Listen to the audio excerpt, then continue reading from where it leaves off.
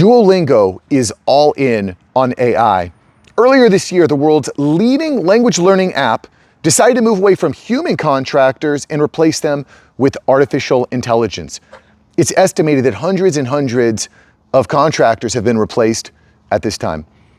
But don't just take it from me.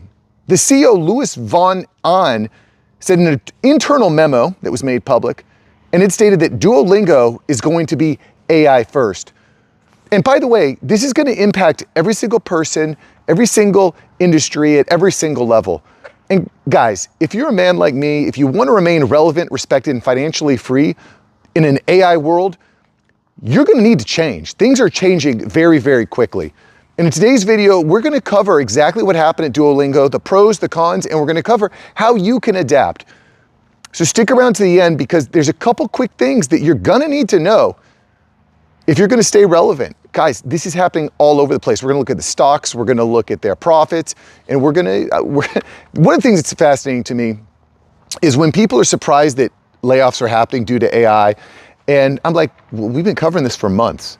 Everybody that's subscribed and liking and commenting on the videos on the channel, we've known about this. This is not a surprise. We know before everyone else knows. So if that's you, I'm bringing you fresh videos Monday through Saturday, 6 days a week, fresh video about how AI is impacting the workforce. Now is the time, guys. If you want to remain relevant, respected, financially free, now is the time to hit like and subscribe. Now, with that said, let's take a closer look at what's happening at Duolingo, okay? Now, as I mentioned, the CEO had said that they're going to be AI first. Well, what does that mean? What does that mean? Well, and I'm going to give you quotes. These are bullet point quotes from this internal memo on how they're going to be AI first. Quote, "We'll gradually stop using contractors to do work that AI can handle." I don't know how you can get any more clear that they're using AI to replace humans. And by the way, one of my favorite podcasts is the All In podcast. And one of the things they've been talking about over the past few weeks is that there's a public backlash to AI because we feel like it's replacing jobs. And just, you know, I'm pro AI. I think AI is awesome. I think it brings up a lot of new opportunities. But their stance is that AI is not replacing jobs, it's making jobs better. You know, guys, Chamath. Companies every single day are literally coming out and saying that they're going to replace humans with AI. They're bragging about it. And you could say it's a good thing or a bad thing. I'm not going to say it's a good thing that humans are being replaced, but I do think it's a good thing that the world that we live in is becoming more efficient and that there's new technology that's coming out that's going to hopefully build us up. But don't sit there and pretend like AI is not replacing jobs. Don't do that, dude. That to me it seems a little bit disingenuous. In fact, you know, we're talking about Duolingo today. We just gave you a quote from the CEO, but I'll show you another example. Click this video here. Salesforce and Mark Benioff have said that they've replaced 45% of their customer service staff with AI. They've come out, they've said it, they brag about it, and they're saying, come to Salesforce, we can help you do the same. So don't sit there and pretend like AI is not replacing jobs. Don't do that. It's obvious. Let's continue with some of these bullet points from the CEO at Duolingo. Quote, "AI use will be part of what we look for in hiring." AKA, guys, if you're going out there trying to find a job, you're trying to find clients, you're trying to build your business, if you're not using AI, if you're not able to leverage the power of AI to be more efficient, you ain't getting hired. You ain't getting hired. You got to find ways to use this technology. I was talking to a friend of mine just this past weekend at a campsite, and he runs a marketing company, pretty big marketing company. He's working with some big companies. I won't name the companies. But he said at this point he has 40 AI agents developing ads, video, creative, 40 AI agents. He said there's some really cool things that's happening between ChatGPT and Zillow. Maybe I'll record that in a video, in a separate video. I don't want to get off topic, but the reality is that if you're not learning, if you're not using, if you don't know how to create AI agents, which it's not that hard, by the way, go into ChatGPT, pop open agent mode, and you can go to town. But regardless, if you're not using these tools, it's going to be tough to work for companies.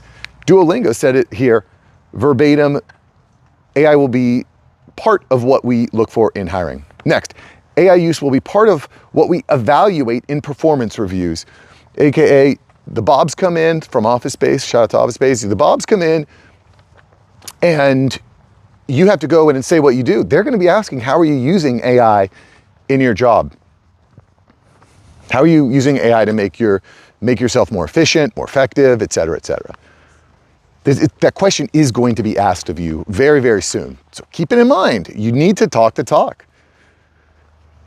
Quote, headcount will only be given if a team cannot automate more of their work. So so basically what they're saying is you go in and you tell them, well, we need more hires. Why do you need more hires? Why can't you use AI? It's kind of like the innocent until proven guilty type thing. Like, show us that AI can't do this job. Show us facts, show us data. Show us why AI can't do the job. Quote, most functions will have specific initiatives to fundamentally change how they work. And with Duolingo, they're using AI for a lot of different purposes, but one of the big ones is how can we create language learning content at scale? How can we avoid paying and bringing on costly contractors and just use AI to do it 10x more quickly?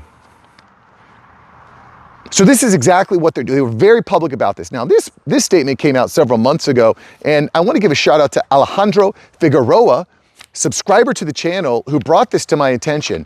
And guys, by the way, I read every comment. I read every comment. I don't know that I'll always be able to do that, but right now, if you leave a comment on YouTube, I will read it. It's not a bot, it is me. I'm reading it, I'm responding to it, and I'm learning from you. Henry the Great, another subscriber, pointed out a book. It's sitting on my desk right now. I already bought it to read it because I want to educate. The book, by the way, was Confessions of an Economic Hitman. It's on my desk right now, 3rd edition. So, we're here to learn together. We're here to improve together because that is the way we're going to remain and stay and be relevant, respected, and financially free in a world that's changing really, really quick, guys. We got to stick together, man. So anyway, shout out to Alejandro for highlighting this story. I think it's really good. Again, subscribe if you're not subscribed. So the CEO, Louis Van Ahn, comes out with all these statements about how AI is their future, and people got really mad. They got angry.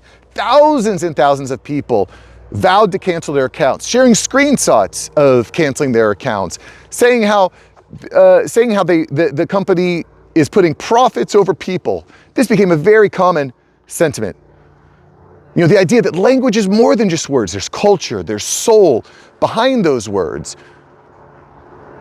All of this kind of played a part. And we saw tons of complaints that the quality of the content that was generated by AI was worse. They lost Duolingo lost hundreds of thousands of social media followers. It was a PR nightmare. The stock plummeted. Duolingo's stock plummeted. In fact, the stock is down, as of this day, 63% over the past 6 months. Big, big deal. And I will state that one of the common comments I see from you guys on the channel is that, well, this isn't, they're not firing because of AI. They're just saying they're using AI so they can get a stock bump. This is proof that that's not the case, boys. You claim you're using, this idea that publicly stating you're using AI and you're not hiring is very toxic. It is leading to a lot of negative ramifications and negative responses, and Duolingo's stock being down 63% is perfect proof of that. But that is not the end of this story.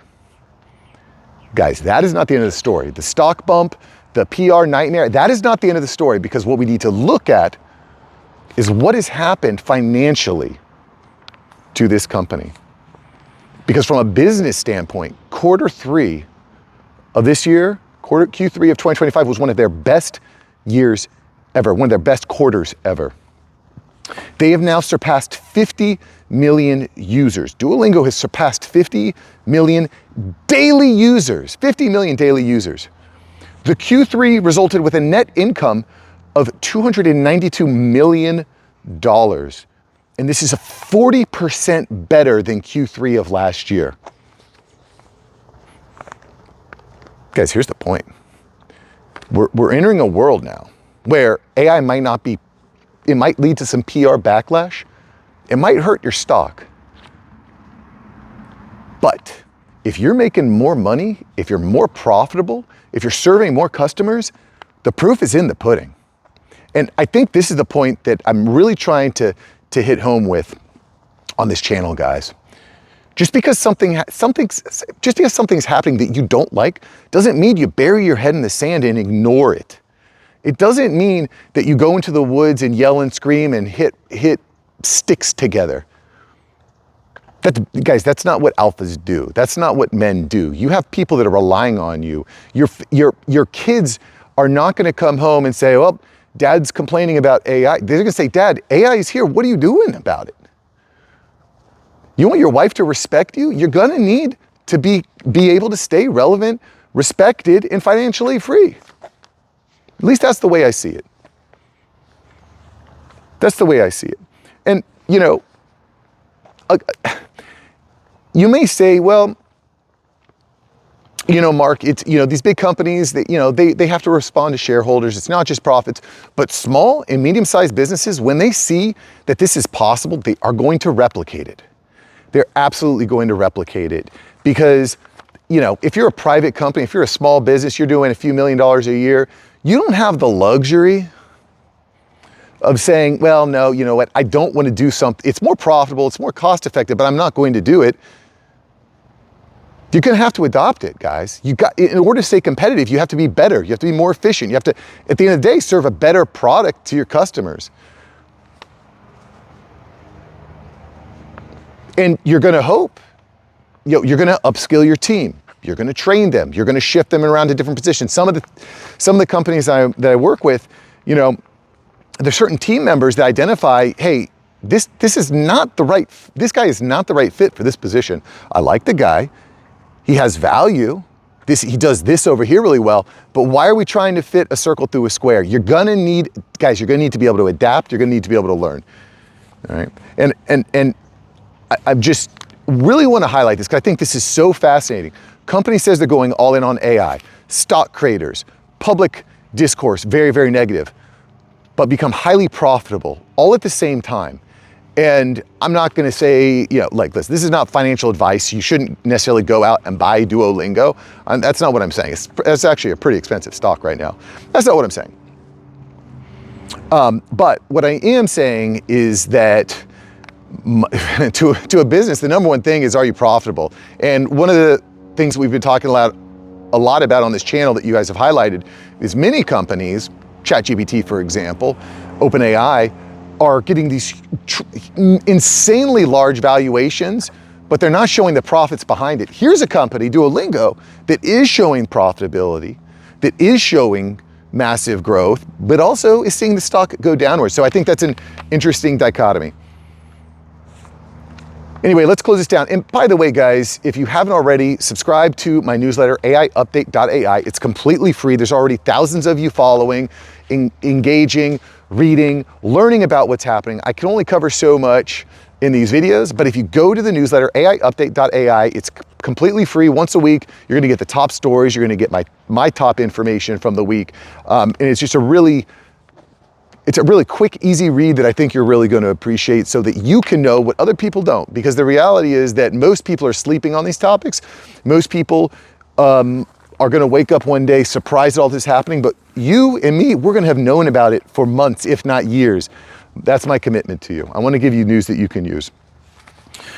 All right, closing this thing down. I promised I'd give you a couple quick tips, and I've already kind of gone through that, but here's the deal, guys.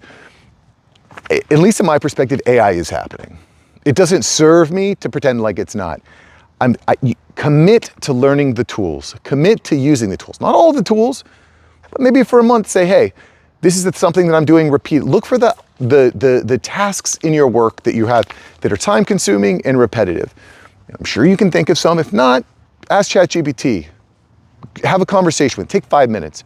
But once you've identified it, commit yourself to learning about that tool. Learn just one tool. I'm not saying to go out and learn 50 different tools. There's these courses out there, which by the way, when you're ready for it is great, but there's courses out there that say, hey, learn 25 tools in 25 days. I don't think that's the right approach. I think the correct approach is, hey, I'm gonna learn one tool. I'm gonna sit down for 3 weeks, 4 weeks, I'm gonna learn this tool. And that, I think, is a better place to be.